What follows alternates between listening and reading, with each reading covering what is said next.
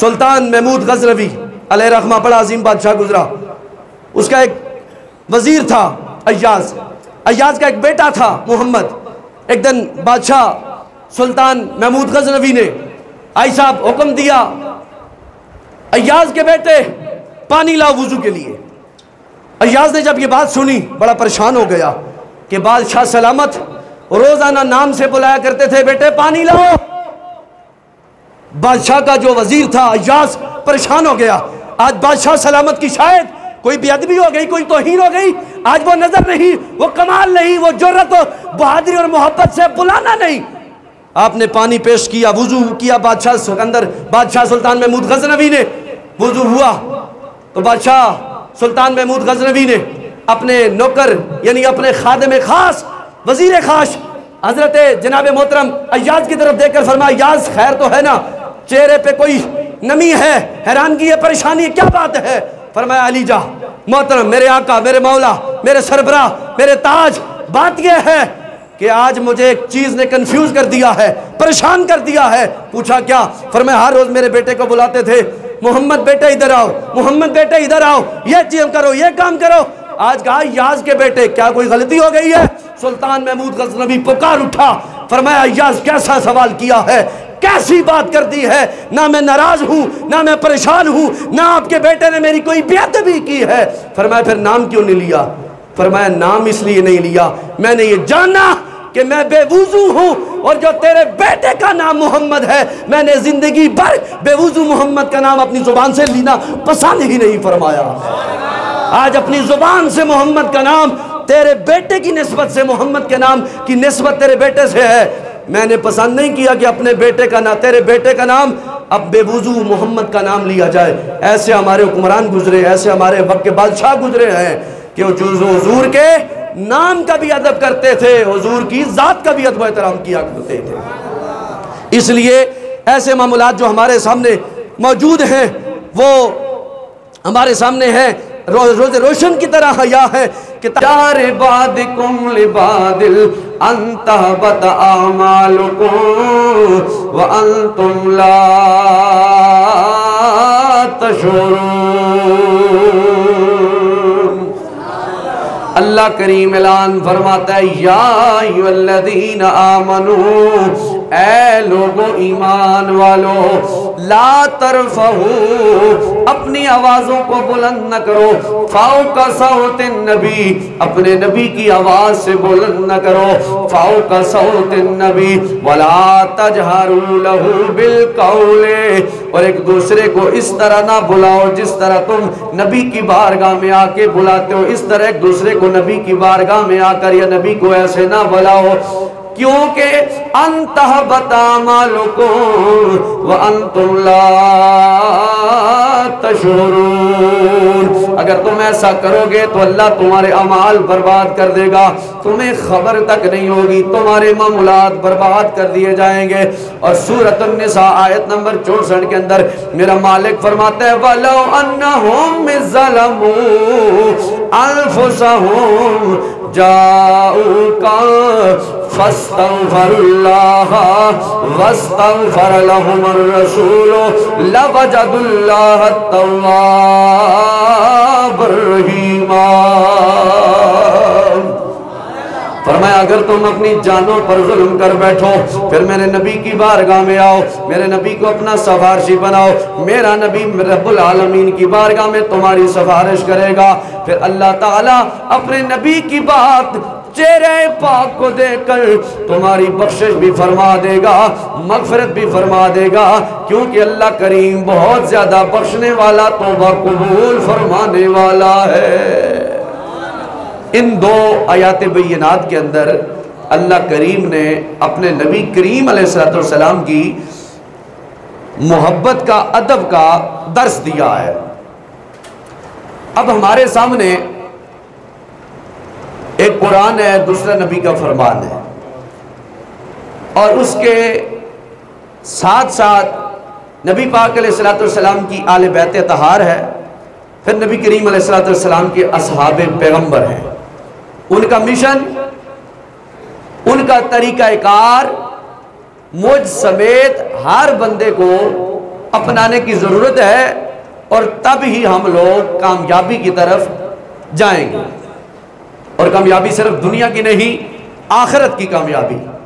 توجہ چاہوں گا، اب نبی کریم صلی اللہ تعالیٰ علیہ وسلم کی زندگی پاک کا ادب، طریقہ کار، حیا، یہ ہم قرآن نے بتایا ہمیں کہ تم اونچی آواز میں بھی مت بولنا.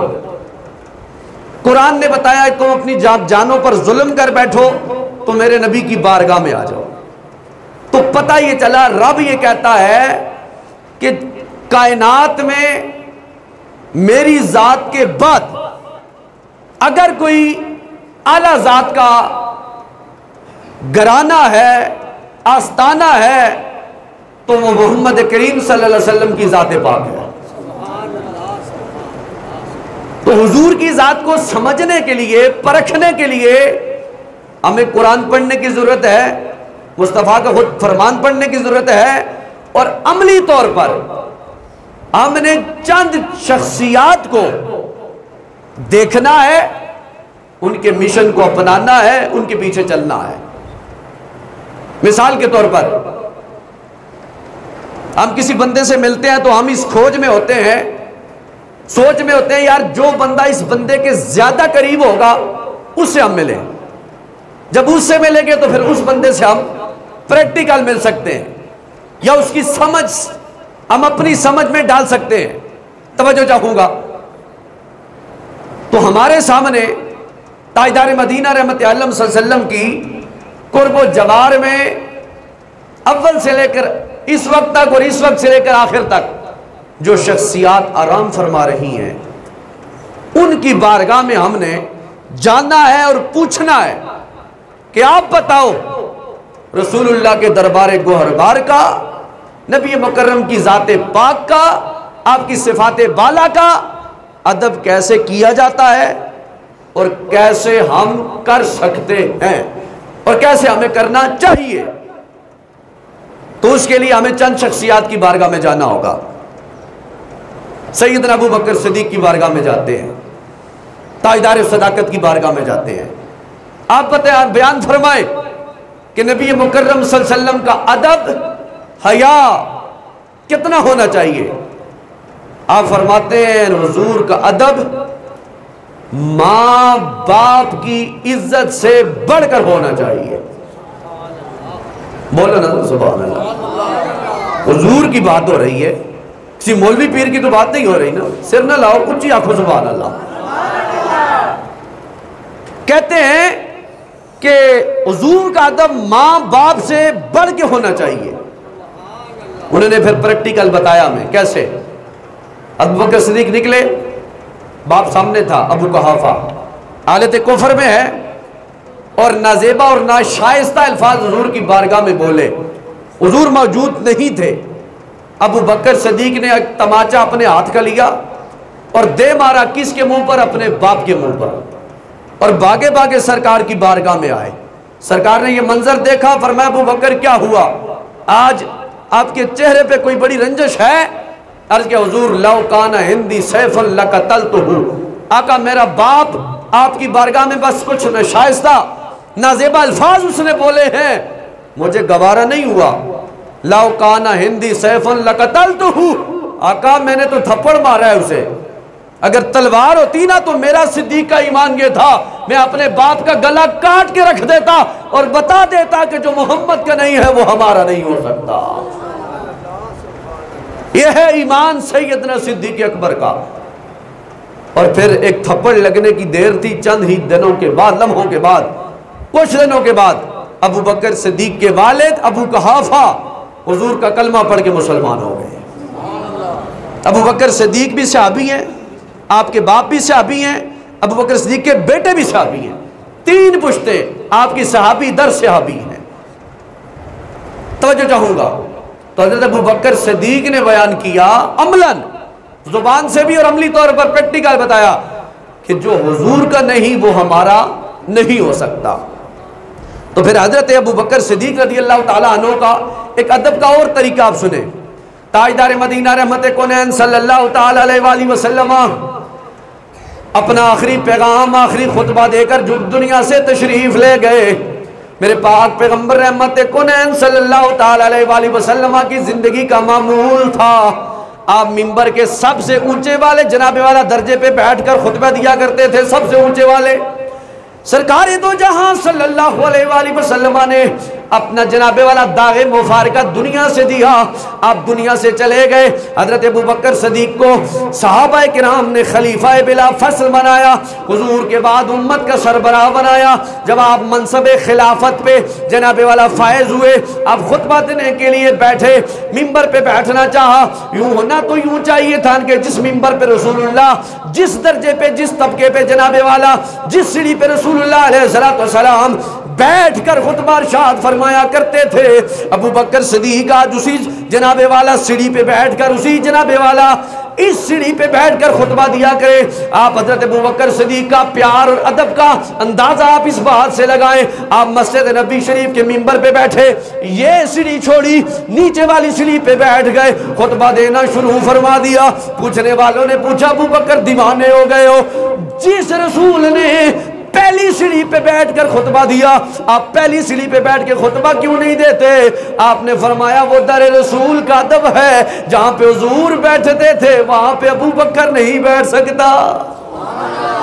یہ عملاً پیار اور ادب سیدنا ابو بکر صدیق نے ہمیں کر کے دکھایا۔ فرمایا حضور کا میں کلمہ بھی پڑھتا ہوں، حضور سے میں پیار بھی کرتا ہوں، حضور کا میں بھی خلیفہ وقت ہوں، صحابی رسول بھی ہوں، رسول اللہ کا میں سسر بھی ہوں، لیکن ساری شانوں کے مالک ہونے کے باوجود میں جس مقام پر اللہ کے پاک پیغمبر بیٹھ کر خطبہ دیا کرتے تھے، میں گوارا نہیں کرتا جس بات جس ذات جو ذات جس جگہ پہ بیٹھ کر خطبہ دیتی رہی، ابو بکر اس جگہ پر بیٹھنا پسند نہیں کرتا، کیونکہ ابو بکر ادب والا ہے، بے ادب نہیں ہے۔ یہ ہے ابو بکر صدیق کا ادب۔ تاجدار مدینہ سرور و قلب و سینہ رحمت کونین صلی اللہ علیہ وسلم کے غلاموں، پھر حضرت ابو بکر صدیق نے دنیا سے پردہ کیا۔ جب آپ نے پردہ کیا، خلیفہ بنے حضرت امیر المومنین عمر بن خطاب رضی اللہ تعالیٰ عنہ۔ جب آپ خطبہ دینے کے لیے، آپ رام فرمانے کے لیے مسجد نبی شریف کے منبر پہ آئے، آپ نے جناب والا پھر یہ سیڑھی چھوڑی، نیچے والی سیڑھی پہ بیٹھ گئے۔ آپ سے پوچھنے والوں نے پوچھا امیر المومنین آخر بات کیا ہے؟ اوپر والی سیڑھی ابو بکر نے چھوڑی، نیچے بیٹھے، نیچے والی سیڑھی آپ نے چھوڑی، نیچے کیوں بیٹھ گئے؟ فرمایا میرا عمر کا ایمان گوارا نہیں کرتا، ادب یہ ہے کہ جس جگہ پہ صدیق بیٹھا ہے وہاں جگہ پر عمر بیٹھنا پسند نہیں کرتا۔ یہ ادب کا تقاضا ہے، ادب کا تقاضا ہے۔ صحابہ کا صحابہ اتنا ادب کرتے تو رسول کو کتنا تو فرماتے ہوں گے۔ اور صحابہ فرماتے ہیں در رسول پر نبی مکرم صلی اللہ علیہ وسلم کی بارگاہ میں بیٹھنے کا ہمارا بڑا عجیب انداز ہوا کرتا تھا، ہم ایسے بیٹھا کرتے تھے جیسے کوئی شخص بیٹھا ہو اور اس کے سر پہ پرندہ بیٹھا ہو۔ فرماتے رسول اللہ کی بارگاہ میں ہم ایسے سر جناب والا جھکا کے بیٹھتے، سر ہلائیں گے گویا پرندے اڑ جائیں گے۔ اصحاب پیغمبر فرماتے ہیں سرکار کی محبت کا رزلٹ بھی ہم سے پوچھو، سرکار کی محبت کا انداز بھی ہم سے پوچھو، اور سرکار کا ادب بھی ہم سے پوچھو، سرکار کی ذات کا ادب بھی ہم سے پوچھو، اور سرکار کے مدینہ طیبہ مسجد نبی شریف کا ادب بھی ہم سے پوچھو۔ یہ ہے حضور کے وفادار اور جن کا ادب کرنے کا طریقہ کار۔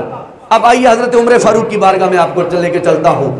تاجدار حل عطا سیدنا عمر فاروق رضی اللہ تعالیٰ عنہ وقت کے امیر المومنین ہے، گھر سے آپ نکلے مسجد نبی شریف کی طرف، مسجد نبی شریف کی طرف چلے۔ حضرت عباس کے گھر سے آپ کا جانا مقدر ہوا، آپ جا رہے تھے بڑے پیار اور محبت کے ساتھ۔ حضرت عباس کے چھت کا پرنالہ تھا، اس پرنالے سے پانی آیا اور اس پانی سے خون بھی ساتھ آیا۔ چھت پہ جناب والا کچھ مرغ ذبح کیے گئے، پانی اور خون مکس ہو کے حضرت عباس کی چھت سے ہو کر پرنالے سے ہو کر نیچے آیا۔ امیر المومنین عمر بن خطاب رضی اللہ تعالیٰ عنہ گزر رہے تھے، آپ کے وہ چھینٹے کپڑوں پہ آئے، آپ نے جلال کی طرف دیکھا، دیکھ کر واپس چلے گئے گھر۔ جناب والا غسل کیا، کپڑے پہنے، نہے، پھر مسجد نبی شریف میں آئے، نماز پڑھائی۔ نماز پڑھانے کے بعد حکم یہ جاری اساری فرما دیا، فرمایا جاؤ عباس کے گھر پر عباس अब्बास के घर पर तवज्जो, अब्बास के घर पर जो परनाला है उसे जनाब वाला उखाड़ डालो, उसे गिरा दो, छोड़ दो, उसे निकाल दो छत से। सहाबा किराम फरमाते हैं अमीर अल मोमिनीन का ये हुक्म था। उमर बिन खत्ताब ने कहा हम चल पड़े, वो परनाला हमने जनाब वाला छत से दूर कर दिया, उखाड़ डाला। फिर दूसरी नमाज का वक्त आ गया, हमने नमाज पढ़ी। उस नमाज के दौरान हजरत अब्बास भी मस्जिद नबी शरीफ में हाजिर हो गए। जब सलाम फेरा, दुआ मुकम्मल हुई, हजरत अब्बास जो घर के मालिक थे उमर बिन खत्ताब की बारगाह में हाजिर खिदमत हो गए। अर्ज करने लगे अमीर अल मोमिनीन आपको मेरा सलाम हो। और सलाम कहने के बाद मेरी एक इल्तिजा है, मेरी एक तमन्ना है, मेरी एक रिक्वेस्ट है जो मैं आपकी बारगाह में पेश करने लगा हूं। अगर इजाजत हो तो मैं वो रिक्वेस्ट आपकी बारगाह में पेश करूं। अमीर अल मोमिनीन हजरत सैयदना उमर बिन खत्ताब वक्त के गवर्नर हैं, वक्त के हुक्मरान हैं, वक्त के खलीफा हैं, वक्त के बादशाह हैं, 36 लाख मुरब्बा मील का हुक्मरान है। जनाबे वाला जिसका हुक्म जमीन भी मानती है, जिसका हुक्म आग भी मानती है, जिसका हुक्म खुश्क नील दरियाए नील भी मानता है। उमर बिन खत्ताब ने कहा अब्बास बोलो आप क्या कहना चाहते हो। हजरत अब्बास ने कहा हजरत वाला जो परनाला मेरी छत का आपके गुलामों ने, आपके जनाबे वाला मानने वालों ने, हुजूर के सहाबा ने मेरी छत का परनाला जनाबे वाला मेरी छत से जो जुदा किया, पता है वो परनाला किसने लगाया था। हजरत अमीर अल मोमिनीन कहते हैं मुझे खबर नहीं। फरमाया वो मेरे रसूल ने अपने दस्ते मुबारक से लगाया था। वो मेरी छत पर परनाला मेरे पाक पैगंबर ने लगाया था। अमीर अल मोमिनीन की आंखों में आंसू आ गए। आपने फरमाया अब्बास मैं अल्लाह की कसम तुम्हें देकर कहता हूं और ये साथ कहता हूं तू मेरे साथ चल। कांधे अमीर अल मोमिनीन के होंगे, पांव तेरे होंगे, तू मेरे कांधों पे खड़ा होकर जिस जगह पे रसूल मुकर्रम सल्लल्लाहु अलैहि वसल्लम ने अपने दस्ते मुकद्दसा और मुबारका से वो परनाला मेरी छत पे तेरी छत पे लगाया था, आज कांधे उमर बिन खत्ताब खलीफा वक्त गवर्नर वक्त मदीने के हाकम के आ मेरे साथ चल, मेरी ये दरख्वास्त कबूल फरमा। हजरत अब्बास कहते हैं मैं थोड़ी देर खामोश रहा। थोड़ी देर के बाद का अमीर अल मोमिनीन आपकी दरख्वास्त पे मैं अमल गुजार हो गया, आओ मेरे साथ चलो। हजरत उमर बिन खत्ताब फरमाते मैं वक्त का गवर्नर होने के साथ साथ चल पड़ा। हजरत अब्बास कहते मैं भी चल पड़ा। जब अपने घर के पास पहुंचे उसी दीवार के साथ जहां से हजरत उमर के कपड़ों पे छींटे पानी के पड़े थे, हजरत उमर दीवार के साथ हाथ लगाकर खड़े और हजरत अब्बास से कहते हैं अब्बास आ जाओ, चढ़ जाओ मेरे कंधों पर। जिस तरह रसूल मुकर्रम ने अपने मुकद्दस हाथों से ये परनाला लगाया था, आज परनाला लगाकर ये याद मोहम्मद के ताजा कर दो और मुझे मुआफ कर दो और जमाने वालों को बता दो नबी के साहबा नबी की लगाई हुई हर निस्बत का हया भी करते हैं और हुजूर की हर वफादारी से प्यार करते हैं। जज़ाकल्लाह जी। सुहेल भाई तवज्जो चाहूंगा। हजरत उमर बिन खत्ताब ने क्या किया, फरमाया मैं वक्त का बादशाह हूं। वक्त का बादशाह कोई बंदा गिराए ना नाजुम हुए और सिर सीना तान के चलना जी मैं बड़ा कुछ हूं। 36 लाख मुरब्बा मील का हुक्मरान उमर बिन खत्ताब कह रहे हैं अब्बास को आओ मुझे मुआफी करो। कसम भी दी, फरमाया मुझे साथ लेके जाओ। मैं दीवार के साथ खड़ा हूंगा और मेरे कंधे होंगे, तुम्हारे पांव होंगे। जिन हाथों से रसूल मुकर्रम ने परनाला लगाया था मुझे तो नहीं पता था मेरे रसूल ने लगाया था। फरमाया मैं तो रसूलुल्लाह का अदब करने वाला हूँ, निस्बत का हया करने वाला हूँ, आओ मेरे साथ चलो। तो हजरत अब्बास कहते हैं मैंने लिया हजरत उमर को। फिर वो मंजर जमाने वालों ने देखा, वक्त का अमीर अल मोमिनीन खड़ा है, कंधों पे गुलाम खड़ा है। गुलाम बमाना सहाबी, गुलाम बमाना इक्तदा करने वाला मुक्तदी हजरत अब्बास खड़े हैं। कांधे पे खड़े होकर वो परनाला लगा दिया और जमाने वालों को बता दिया कि हम सरकार की हर निस्बत का हया करने वाले हैं। सरकार के रोजे का हया बड़ी बात, सरकार के शहर का हया दूर की बात, सरकार दो आलम सल्लल्लाहु अलैहि वसल्लम के हाथों से लगाए हुए परनाले का अदब और हया इतना है। फरमाया आप तो निकल आया लेकिन फिर दोबारा आप लगाए और लगाया गया और जमाने वालों को बताया गया कि जो हुजूर के गुलाम हुजूर के हाथों से लगे हुए परनाले को उखाड़ना पसंद नहीं करते तो हुजूर की इज्जत पे किसी को हमला कर देना कैसे पसंद करेंगे। जज़ाकल्लाह। तवज्जो चाहूंगा। तो ये है हजरत अमीर अल मोमिनीन उमर बिन खत्ताब का हसीन व जमील दौरे खिलाफत, जिन्होंने रसूलुल्लाह सल्लल्लाहु अलैहि वसल्लम की شعر کا ادب کیا، حضور کی ہاتھ مقدس کی نسبت کا حیا کیا، اور بتایا کہ حضور کے جو ہاتھوں سے چیز مس ہو جائے پھر اس چیز کا ہم ادب بھی ہم پر لازم اور ملزوم ہے، اور اس کی حفاظت بھی ہم پر لازم اور ملزوم ہوتی ہے۔ حضرت سیدنا عمر بن خطاب رضی اللہ تعالیٰ عنہ کا یہ واقعہ آپ نے سماعت فرمایا۔ حضرت عثمان غنی رضی اللہ تعالیٰ عنہ آپ سماعت فرمائیں۔ حضرت عثمان غنی کا حیا دیکھو۔ حضرت عثمان غنی رضی اللہ تعالیٰ عنہ نے کہا اس زمانے والوں، میں اسلام لانے والوں میں میرا چوتھا نمبر ہے، لیکن مجھے یہ مقام حاصل ہے، سب صحابہ میں کسی صحابی نے یہ دعویٰ نہیں کیا جو حضرت عثمان نے کیا۔ کیا دعویٰ کیا؟ آپ نے فرمایا جب سے یہ دایاں ہاتھ میں نے اپنے رسول کی ہاتھ میں دیا ہے، اپنے پاک پیغمبر کے ہاتھ میں دیا ہے، یہ دایاں ہاتھ میں نے کبھی زندگی بھر اپنی شرمگاہ کے قریب بھی نہیں لے کے گیا، کیونکہ اس ہاتھ کو میں نے رسالت مآب صلی اللہ علیہ وآلہ وسلم کے ہاتھ میں دے دیا ہے۔ یہ ہیں حیا کرنے والے میرے مصطفیٰ کے صحابہ کرام۔ پھر یہی حضرت عثمان، میرے مصطفیٰ نے انہیں سفیر بنا کر بھیجا مکہ مبارکہ میں، فرمایا جاؤ کفار مکہ سے کہو ہم جنگ کرنے کے لیے نہیں آ رہے، ہم عمرہ کرنے کے لیے آ رہے ہیں، ہمیں اجازت دی جائے۔ حضرت عثمان جب پہنچے خانہ کعبہ میں، کفار نے آپ کو گھیر لیا اور کہا عثمان ہم تمہیں چھوڑ دیں گے، لیکن تیرے نبی کو ہم نہ آنے دیں گے اور نہ ہی یہاں پر طواف کعبہ کرنے دیں گے۔ ہاں تیرے لیے اجازت ہے، کعبہ بھی سامنے ہے، مقام ابراہیم بھی سامنے ہے، جا چلا جا طواف کعبہ بھی کر اور مقام ابراہیم پہ نفل بھی پڑھ۔ حضرت عثمان قربان جاؤں مقدر پر، آپ نے فرمایا او کعبے کے ارد گرد رہنے والوں، اے اہلیان کعبہ، اے اہلیان قریش، کفار کے ماننے والوں، کافروں، سنو، تم کہتے ہو کعبہ سامنے ہے، جاؤ۔ فرمایا کعبہ تو سامنے ہے پر کعبے کا کعبہ جو سامنے عثمان کے موجود نہیں ہے۔ طواف کیسے کروں؟ جس نے حکم دیا ہے طواف کا، جس نے پریکٹیکل کر کے بتانا ہے کعبہ ہے طواف ایسے کیا جائے گا، وہ جو میرے سامنے موجود نہیں ہے۔ یاد رکھو کعبہ سامنے ہے، کعبے کا کعبہ سامنے نہیں ہے۔ یاد رکھو طواف کعبہ عثمان اپنے نبی کے بغیر نہیں کر سکتا، اگر نبی کے بغیر کرے گا تو یہ بے ادبی ہے۔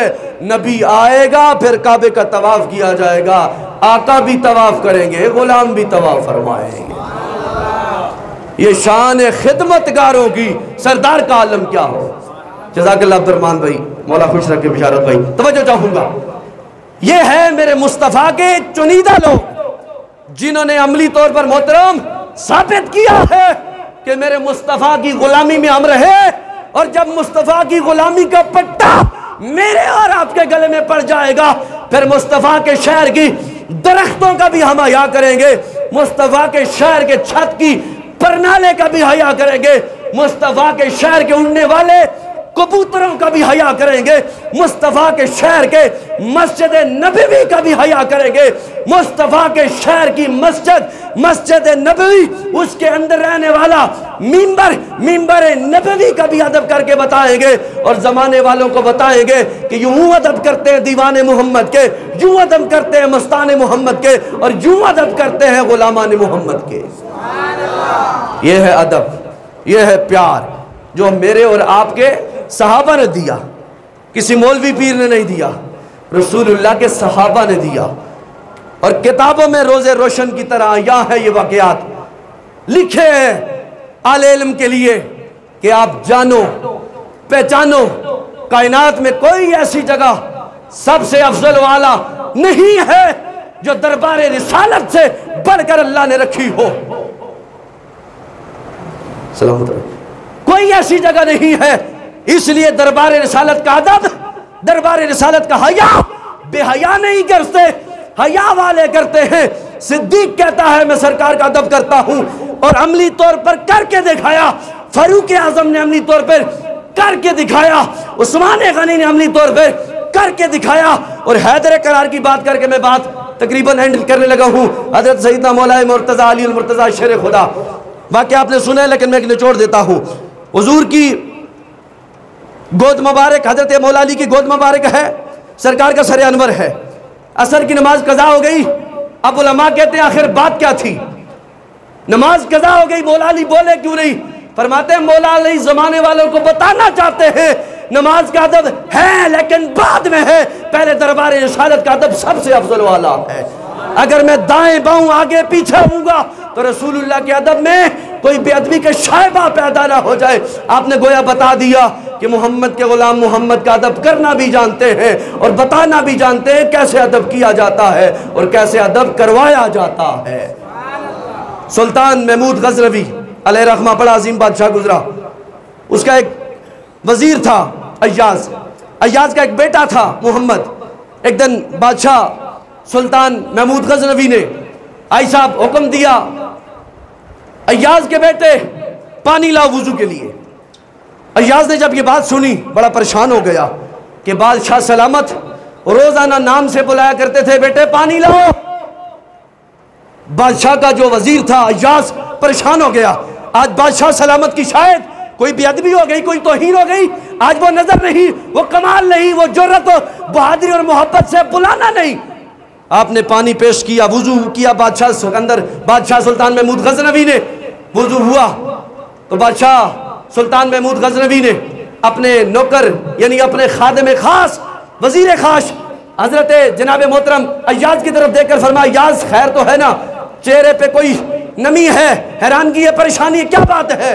فرمایا علی جا محترم، میرے آقا، میرے مولا، میرے سربراہ، میرے تاج، بات یہ ہے کہ آج مجھے ایک چیز نے کنفیوز کر دیا ہے، پریشان کر دیا ہے۔ پوچھا کیا؟ فرمایا ہر روز میرے بیٹے کو بلاتے تھے محمد بیٹے ادھر آؤ، محمد بیٹے ادھر آؤ، یہ چیز کرو، یہ کام کرو۔ آج کہا ایاز کے بیٹے کیا کوئی غلطی ہو گئی ہے؟ سلطان محمود غزنوی پکار اٹھا، فرمایا ایاز کیسا سوال کیا ہے، کیسی بات کر دی ہے، نہ میں ناراض ہوں نہ میں پریشان ہوں، نہ آپ کے بیٹے نے میری کوئی بے ادبی کی ہے۔ فرمایا پھر نام کیوں نہیں لیا؟ فرمایا نام اس لیے نہیں لیا میں نے یہ جانا کہ میں بے وضو ہوں اور جو تیرے بیٹے کا نام محمد ہے میں نے زندگی بھر بے وضو محمد کا نام اپنی زبان سے لینا پسند ہی نہیں فرمایا۔ آج اپنی زبان سے محمد کا نام تیرے بیٹے کی نسبت سے، محمد کے نام کی نسبت تیرے بیٹے سے ہے، میں نے پسند نہیں کیا کہ اپنے بیٹے کا نام، تیرے بیٹے کا نام اب بے وضو محمد کا نام لیا جائے۔ ایسے ہمارے حکمران گزرے، ایسے ہمارے وقت کے بادشاہ گزرے ہیں کہ وہ حضور کے نام کا بھی ادب کرتے تھے، حضور کی ذات کا بھی ادب و احترام کیا کرتے تھے۔ اس لیے ایسے معاملات جو ہمارے سامنے موجود ہیں وہ ہمارے سامنے ہیں روز روشن کی طرح حیا ہے کہ تاکہ جناب والا ایسا ادب اور احترام حضور کے صحابہ نے دیا، حضور کی آل نے دیا، جنہیں ہم جان کر اپنی دنیا آخرت قبر قیامت کی منزلیں آسان کر سکتے ہیں۔ اور آخری بات یہی ہے، سب کچھ کرنے کے باوجود حج، عمرہ، زکوٰۃ، نوافل، روزے سب عمل کر لو، اگر دربار رسالت کا ادب میرے اور آپ کے دل و دماغ میں نہیں ہے، ان تحبط اعمالکم وانتم لا تشعرون، قرآن نے فیصلہ ختم کر دیا، فرمایا تمہارے اعمال برباد ہو جائیں گے تو بے خبر ہی نہیں ہوگی۔ تو اس لیے عالیان علاقہ علیہ محبت سے گزارش ہے کہ جو لوگ دربار رسالت میں جا کر بھی اپنی آوازیں بلند کرتے ہیں، قرآن کہتا ہے ان کا ایمان ختم ہو چکا، ان کے اعمال برباد ہو چکے۔ یقیناً ہم ایسے لوگوں کے ساتھ نہ تھے، نہ ہیں اور نہ رہیں گے جو حضور کے در کا ادب نہیں کرنا جانتے، حضور کی ذات کا کیا ادب کریں گے۔ اور سرکار نے فرمایا جس نے میری زندگی میں میری زیارت کی، جس نے میری زندگی میں میری زیارت کی، میرے دنیا سے پردہ کرنے کے بعد جس نے میرے قبر کی زیارت کی، گویا اس نے میری زندگی میں میری زیارت کی ہے۔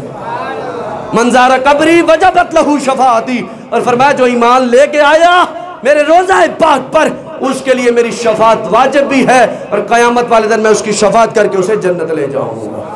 اس لیے دربار رسالت ہے، انشاءاللہ اسی موضوع کو میں کوشش کروں گا اگلے جمعۃ المبارک پر بھی چلایا جائے، کیونکہ موضوع بہت بڑا ہے۔ دعا ہے اللہ کریم کی بارگاہ میں اللہ کریم ہمیں رسول اللہ صلی اللہ علیہ وسلم کا ادب و حیا نصیب فرمائے، اور جو ادب و حیا نصیب کرنے والے لوگ ہیں اللہ ان کی فہرست میں ہمیں شامل نصیب فرمائے۔ وآخر دعوانا ان الحمدللہ رب العالمین، سنت ادا فرمائے۔